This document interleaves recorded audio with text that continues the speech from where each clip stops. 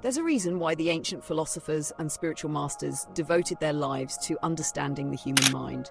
They recognized something profound, that the quality of our existence is determined not by external circumstances, but by the power and clarity of our consciousness. Welcome, my friends.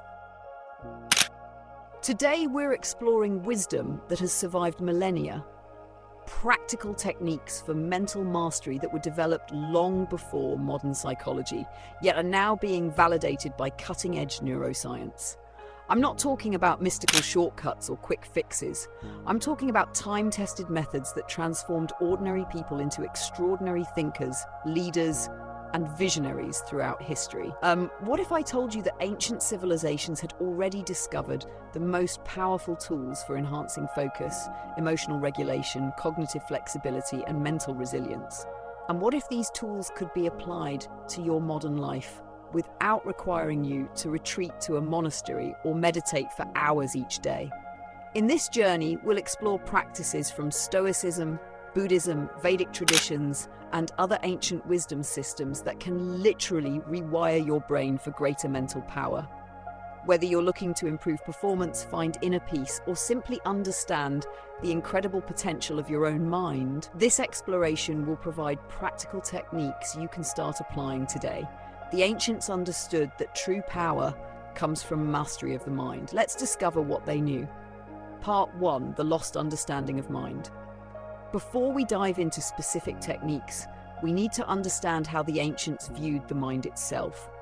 Their conception was fundamentally different from our modern understanding, and this difference is crucial.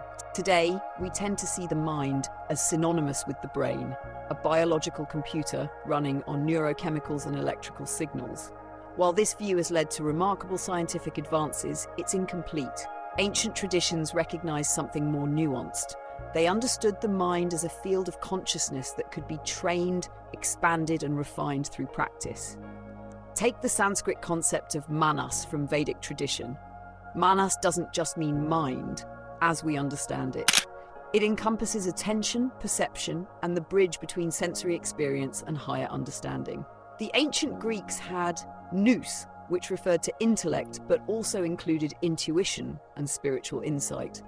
These weren't just philosophical concepts, they formed the foundation for practical mind training.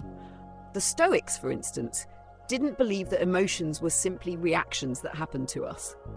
They understood that emotions arise from judgments, from the way we perceive and interpret the world. Marcus Aurelius wrote, "If you are distressed by anything external, the pain is not due to the thing itself, but to your estimate of it. And this you have the power to revoke at any moment."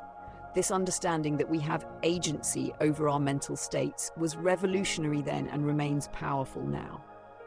Modern cognitive behavioral therapy essentially rediscovered this ancient Stoic insight thousands of years later. The Buddha taught that the mind is like a wild elephant, powerful but untamed. Through meditation and mindful attention, he taught that we could gradually train this elephant to become focused and disciplined.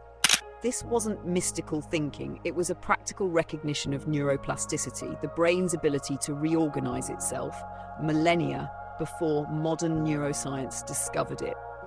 Ancient traditions understood something our fast-paced society often forgets. The quality of our attention determines the quality of our experience. As the Dhammapada states, we are what we think. All that we are arises with our thoughts. With our thoughts, we make the world. This isn't just poetic language, it's a profound psychological insight. By training attention, we literally reshape our experience of reality. The ancients developed sophisticated methods for this training, many of which have been validated by contemporary research. So before we move to specific techniques, remember this fundamental shift in perspective. Your mind is not just a passive receiver of experience, it's an active participant that can be trained to operate with greater power, clarity, and purpose. The ancients knew this, and now modern science is catching up. Part 2: Stoic mind training, practical techniques. Let's begin our exploration of specific techniques with Stoicism, a philosophy that originated in ancient Greece and Rome. Despite being over 2,000 years old, Stoicism offers remarkably practical tools for mental mastery that are perfectly suited to our modern challenges. The Stoics understood that much of human suffering comes from attaching to things outside our control while neglecting what is within our control. Epictetus, a former slave who became a renowned Stoic teacher, began his famous handbook with this principle. Some things are within our power, while others are not. Within our power are opinion, motivation, desire, aversion, and, in a word, whatever is of our own doing. Not within our power are our body, our property, reputation, office, and, in a word, whatever is not of our own doing. This distinction between what we can and cannot control forms the foundation of Stoic practice. But how do we apply this principle in practical ways? First is the practice of premeditation malorum, or premeditation of evils. Unlike modern positive thinking that sometimes encourages avoiding negative thoughts, the Stoics deliberately contemplated potential challenges and setbacks. By mentally rehearsing difficulties, they reduced anxiety and developed mental resilience. Try this practice. Each morning, take 2 minutes to consider what could go wrong in your day. Imagine receiving criticism at work, facing unexpected delays, or dealing with difficult people. Don't dwell on these scenarios with anxiety, but approach them calmly, thinking, this might happen, and if it does, I can handle it. This mental rehearsal activates the prefrontal cortex, strengthening its regulatory capabilities over the amygdala, our brain's fear center. Another powerful Stoic technique is the view from above, mentally stepping back to gain perspective. Marcus Aurelius practiced this regularly, writing, "Consider yourself to be dead and to have completed your life up to the present time, and now live according to nature the remainder which is allowed you as a bonus." This isn't morbid, it's a profound perspective shift that instantly clarifies what matters. When we zoom out and see our concerns from a cosmic perspective, many of our worries shrink to their proper size. Try this when feeling overwhelmed. Imagine viewing yourself from 10 feet above, then from above your city, then from orbit, then from the edge of the galaxy. Notice how your current concerns appear from this perspective.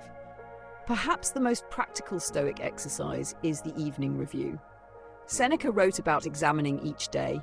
"When the light has been removed and my wife has become silent, I examine my entire day and go back over what I've done and said, hiding nothing from myself, passing nothing by." This isn't self-judgment, but honest reflection. Each evening, ask yourself, what did I do well today? Where did I fall short? What could I improve tomorrow? This practice activates metacognition, your ability to think about your thinking, which is essential for mental development. These Stoic practices aren't just philosophical, they're neurological training programs that strengthen the prefrontal cortex's executive functions, planning, decision-making, impulse control, and attention regulation. By practicing Stoicism, you're literally building a stronger brain. Part 3, Buddhist mind training, the science of attention. While Stoicism focuses largely on cognitive reframing, Buddhism developed perhaps the most sophisticated system of attention training in human history. The Buddha taught that the untrained mind is like a monkey swinging from branch to branch, restless, distracted, and ultimately exhausting itself. Modern neuroscience confirms this insight. Our brains have a default mode network that activates when we're not focused on a specific task, often leading to mind-wandering and rumination. Buddhist meditation techniques directly address this tendency by training sustained attention. The most fundamental practice is mindfulness meditation, or what the Buddha called satipatthana, the establishment of mindfulness. While often simplified in the West, traditional mindfulness is a rigorous attention training system. Here's a basic practice.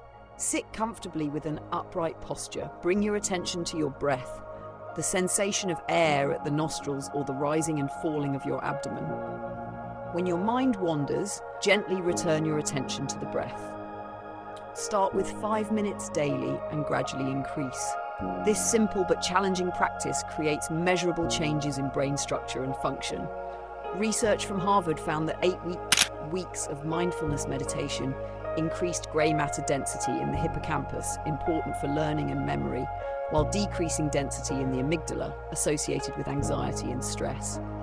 Beyond basic mindfulness, Buddhism offers advanced concentration practices called jhanas. These states of absorbed concentration develop extraordinary levels of attention control. While jhanas require dedicated practice, even beginning concentration meditation strengthens what neuroscientists call executive attention, your ability to focus on relevant information while filtering out distractions. Another powerful Buddhist technique is loving-kindness meditation, or metta. This practice involves deliberately generating feelings of goodwill toward yourself and others. It might sound sentimental, but the effects are profound. Research shows that loving-kindness meditation activates brain regions associated with positive emotions and empathy, while reducing activity in areas linked to self-criticism and rumination. Try this simple version. Sit quietly and repeat silently.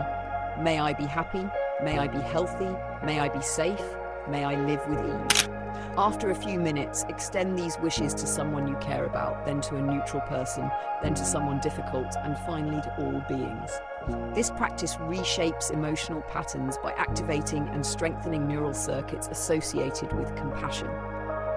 Buddhist insight meditation, or vipassana, trains metacognitive awareness, the ability to observe your thoughts and emotions without being caught up in them. This creates a crucial mental skill that psychologists call cognitive diffusion, the ability to recognize that you are not your thoughts.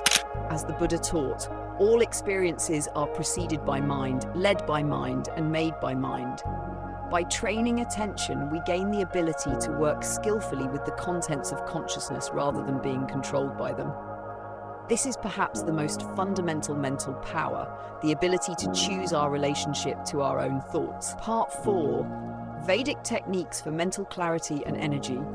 Moving from Buddhist traditions, let's explore the mental training techniques from the ancient Vedic traditions of India, which offered sophisticated methods for enhancing mental clarity, energy, and focus. One of the most powerful Vedic techniques is pranayama, conscious breathing practices designed to regulate energy and attention. Modern science has validated what Vedic practitioners knew thousands of years ago. Breathing patterns directly affect brain function and nervous system regulation. A simple but effective pranayama practice is nadi shodhana, or alternate nostril breathing. This technique balances the sympathetic and parasympathetic nervous systems, creating an optimal state for focused mental work. Try this. Using your right hand, fold your index and middle fingers toward your palm. Close your right nostril with your thumb and inhale slowly through your left nostril. Then close your left nostril with your ring finger, release your thumb, and exhale through your right nostril. Inhale through the right nostril, then close it and exhale through the left. That's one round. Practice 5 rounds before important mental tasks to create balanced alertness. Research at the Swami Vivekananda Yoga Research Foundation found that this practice enhances cognitive performance and reduces stress markers. The neurological mechanism involves balancing activity between the 2 hemispheres of the brain while activating the parasympathetic nervous system. Another Vedic practice with powerful cognitive benefits is mantra meditation. While often associated with spiritual aspects, mantras function as powerful attention anchors that train sustained focus. The rhythmic repetition of a sound pattern creates what neuroscientists call entrainment, synchronizing neural oscillations to create coherent brain states. A simple practice is to choose a 1 or 2 syllable sound that resonates with you. Traditional mantras include Om, Soham, or Sat Nam. Sit quietly, close your eyes, and mentally repeat this sound with each breath for 10 to 20 minutes. When your mind wanders, gently return to the mantra. The Vedic tradition also developed visualization practices that enhance memory and cognitive processing. One technique is to visualize a lotus flower at the center of your forehead, associating it with clarity and insight. Each petal can represent a quality you wish to develop: focus, compassion, wisdom, or resilience. Neuroscience shows that visualization activates many of the same neural networks involved in actual perception, effectively rehearsing desired mental states. Perhaps the most comprehensive Vedic system for mind training is yoga, which was originally far more than physical postures. The Yoga Sutras of Patanjali outline an 8-limbed path that includes ethical precepts, physical discipline, breath control, sensory withdrawal, concentration, meditation, and ultimately samadhi, or unified awareness. This integrated approach recognizes that mental mastery isn't separate from physical health, ethical behavior, or emotional regulation. A holistic understanding that modern neuroscience increasingly confirms through research on the gut-brain axis, embodied cognition, and the effects of moral behavior on psychological well-being. What makes Vedic techniques particularly valuable is their systematic approach to energy management. The concept of prana, or life force, anticipates modern understanding of how attention, energy, and cognitive performance are interconnected. By practicing pranayama before meditation or mental work, you're essentially optimizing your brain's energy utilization, creating an ideal state for focused attention. Part 5. Greek and Egyptian Mystery Traditions. Forgotten Tools.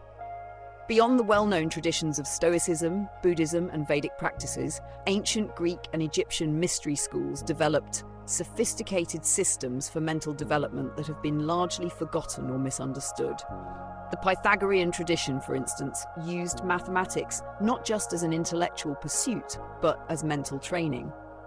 Pythagoras taught his students to visualize geometric forms with perfect clarity, a practice that strengthens visual spatial processing and working memory. Modern research confirms that mental rotation exercises improve cognitive flexibility and problem-solving abilities. Try this Pythagorean exercise. Visualize a perfect cube. Now mentally rotate it clockwise, then counterclockwise, change its color, expand it, contract it. This seemingly simple exercise activates multiple brain regions and strengthens the mental muscles involved in abstract thinking and spatial reasoning. The Greek mysteries also employed what they called theoria, a form of contemplative observation. Unlike passive observation, theoria involved actively directing attention to perceive patterns, relationships, and underlying principles. This practice developed metacognitive awareness, the ability to observe not just external objects, but the process of perception itself. Practice theoria by selecting any object, a flower, a building, or even a concept.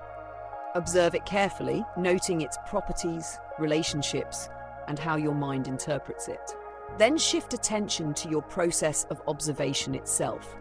This dual awareness strengthens cognitive control networks in the prefrontal cortex. Egyptian mystery traditions utilized powerful memory techniques that modern memory champions still use today.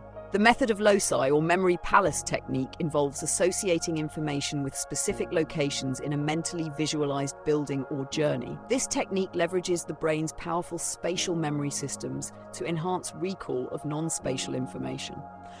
To create your own memory palace, visualize a familiar location like your home. Assign information you want to remember to specific locations within this mental space, using vivid, unusual images for stronger encoding.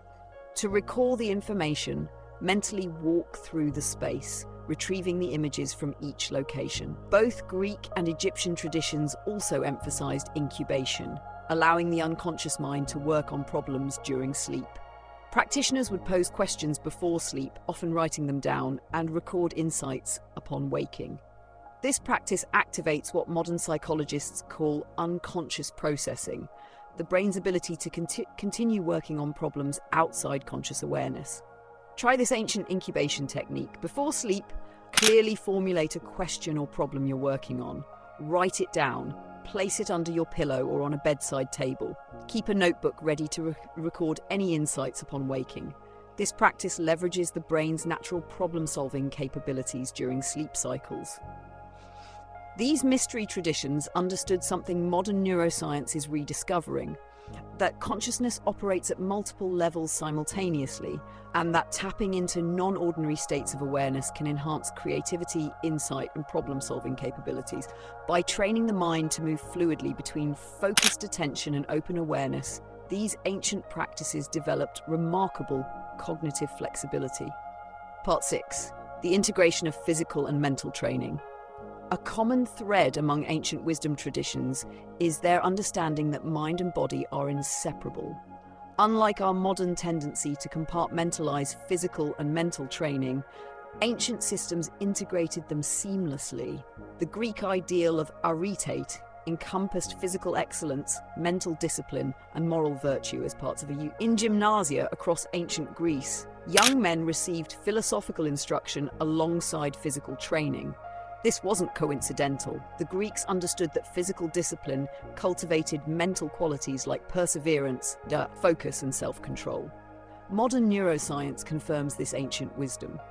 Exercise increases brain-derived neurotrophic factor, BDNF, a protein that supports neuroplasticity, the brain's ability to form new neural connections. Studies show that regular physical activity improves memory, attention, and cognitive flexibility. But the ancients went beyond general exercise, developing specific movement practices to enhance mental function. Tai Chi and Qigong from Chinese traditions combine precise movements with breath control and focused attention to create what neuroscientists call movement meditation. These practices simultaneously engage motor coordination, breath regulation, and attentional control, creating powerful neural integration. Even simple walking was used as mental training. Aristotle's Peripatetic school conducted philosophical discussions while walking, recognizing that rhythmic movement enhances cognitive processing. Research now shows that walking increases creative thinking by up to 60% compared to sitting. Try this ancient integrated practice. Take a 15-minute walk without digital devices. Focus on coordinating your breath with your steps, perhaps inhaling for 4 steps and exhaling for 4. When your mind wanders, gently return attention to this coordination. This simple practice trains attentional control while providing physical benefits. Ancient traditions also understood that nutrition directly affects mental function. Pythagoras prescribed specific dietary practices for his students, emphasizing foods that enhanced cognitive clarity.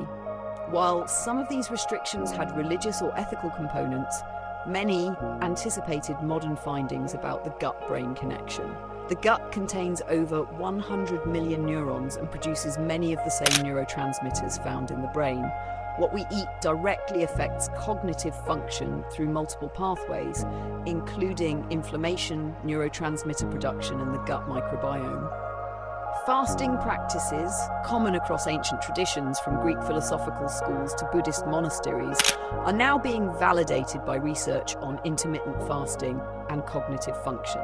Moderate fasting increases BDNF, reduces inflammation, and may enhance mental clarity through ketone production. Even sleep was approached as a trainable function rather than a passive state.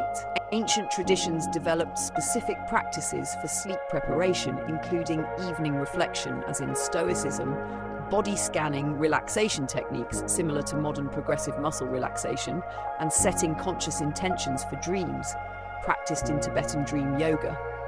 By integrating physical practices with mental training, the ancients created comprehensive systems for human development, recognizing that mental mastery requires a foundation of physical well-being and embodied awareness. This holistic approach stands in stark contrast to our modern tendency to isolate cognitive enhancement from physical practice. Part 7. Modern applications and neuroscientific validation. What makes these ancient practices particularly relevant today is that modern neuroscience is now validating their effectiveness through rigorous research. We're discovering that these weren't merely philosophical ideas or religious rituals. They were sophisticated brain training techniques developed through centuries of careful observation. Neuroimaging studies show that regular meditation practice leads to structural changes in the brain, including increased grey matter density in regions associated with attention, emotional regulation, and interoceptive awareness. A landmark study from Harvard-affiliated researchers found that 8 weeks of mindfulness meditation literally increased the thickness of the prefrontal cortex and reduced the size of the amygdala, our brain's alarm system. Similarly, Stoic practices like negative visualization and the dichotomy of control have been incorporated into modern cognitive behavioral therapy, one of the most evidence-based psychological treatments available. The Stoic recognition that emotions arise from our judgments rather than external events forms the theoretical foundation for CBT's effectiveness. But how can we apply these ancient techniques in our modern, high-speed, digitally dominated world? The key is adaptation without dilution, preserving the core mechanisms while fitting them into contemporary life. For busy professionals, even short practices can be effective when done consistently. Research shows that just 10 minutes of daily meditation creates measurable changes in attention and emotional regulation. The key is regularity rather than duration. A daily 5-minute practice is more effective than an occasional hour-long session. Digital tools can actually support these ancient practices when used mindfully. Apps that provide guided meditations or track consistency can serve as training wheels for developing these skills. However, it's important to remember that the goal is developing internal capabilities, not dependence on external aids. Many organizations are now incorporating these ancient wisdom practices into their culture. Companies like Google, Apple, and Nike offer mindfulness programs to employees, recognizing that mental clarity and emotional regulation are crucial for creativity, decision-making, and collaboration. Educational institutions are following suit, with schools implementing mindfulness programs that help students develop attention regulation and emotional awareness. Research shows these programs improve academic performance while reducing behavioral problems and anxiety. Perhaps most importantly, these ancient techniques offer an antidote to one of the greatest mental challenges of our time: digital distraction. The average person now checks their smartphone 96 times per day, about once every 10 minutes. This constant interruption trains our brains for distraction rather than focus, creating what neuroscientists call continuous partial attention. Ancient attention training techniques directly counter this trend by strengthening the neural networks involved in sustained attention and cognitive control. By practicing these techniques, we're literally rewiring our brains to resist the pull of distraction and maintain focus on what matters. The workplace application of these techniques is particularly powerful. Stoic practices, like the premeditation of difficulties, help leaders prepare for challenges without becoming anxious. Buddhist mindfulness enhances presence during conversations and meetings. Vedic breathing techniques can quickly shift your mental state before important presentations or negotiations. These aren't just performance hacks, they're profound tools for mental development that have stood the test of time and are now being validated by cutting-edge science. By integrating these practices into daily life, we reconnect with wisdom traditions that understood the human mind with remarkable sophistication. Part 8: Practical Integration, your personal practice. Now that we've explored these ancient traditions and modern applications, let's discuss how to develop your own personal practice that integrates these powerful techniques. The key to effectiveness isn't complicated regimens or hour-long meditation sessions. It's consistency and intelligent integration into your daily life. Here's a framework for developing your personal mind training practice based on ancient wisdom. Start with a morning mental preparation practice. This could be as simple as 2 minutes of stoic negative visualization, considering potential challenges in your day and preparing to face them with equanimity. Follow this with 3 minutes of mindful breathing to activate your prefrontal cortex and set an intention for focused attention.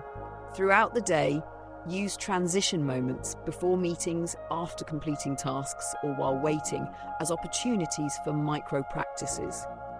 Take 3 conscious breaths, practice a quick body scan to release tension, or do 30 seconds of alternate nostril breathing to rebalance your nervous system. These brief interventions prevent stress accumulation and maintain mental clarity. Several times daily, practice what the Stoics called remembering yourself, a momentary shift of awareness to notice your current mental state, bodily sensations, and surroundings. This develops metacognitive awareness, the foundation of mental mastery. You might set a subtle phone alarm as a reminder, or link this practice to common activities like opening doors or drinking water.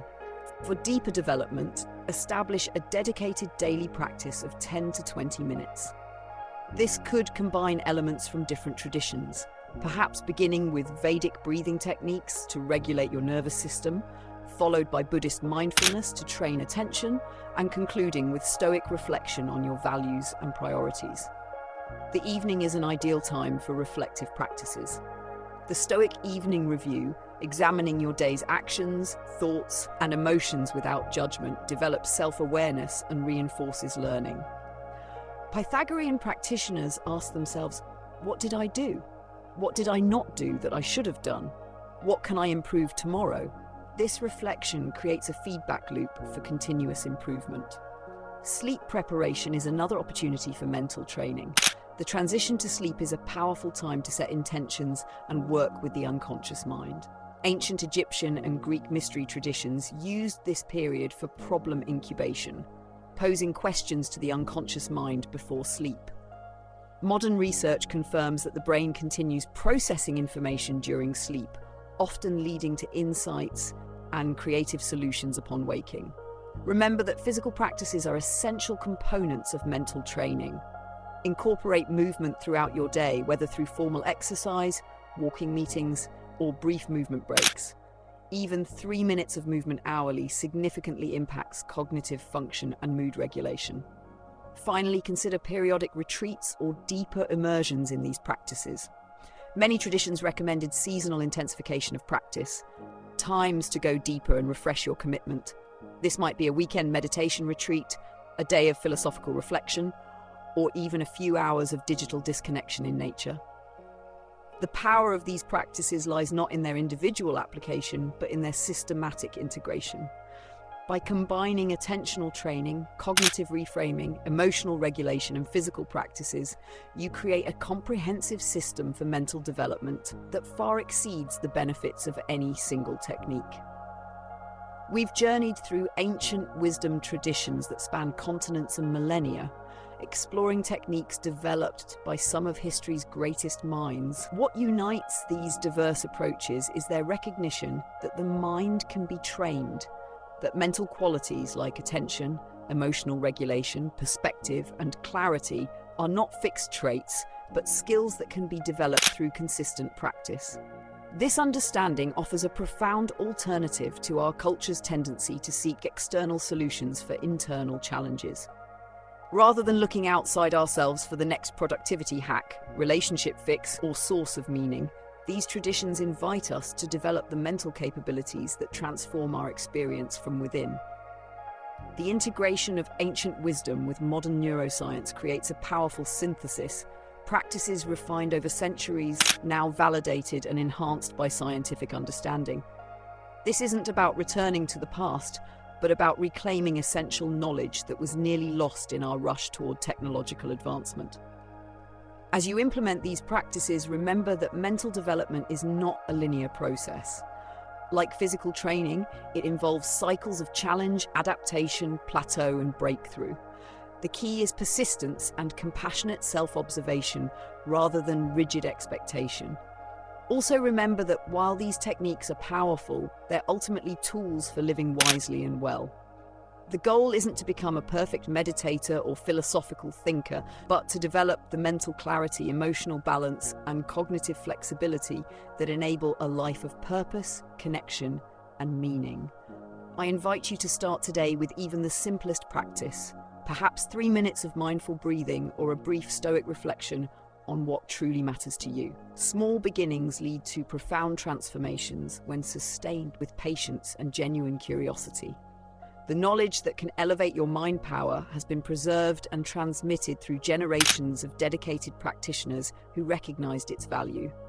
Now it's available to you, not as esoteric philosophy, but as practical training for the challenges and opportunities of modern life.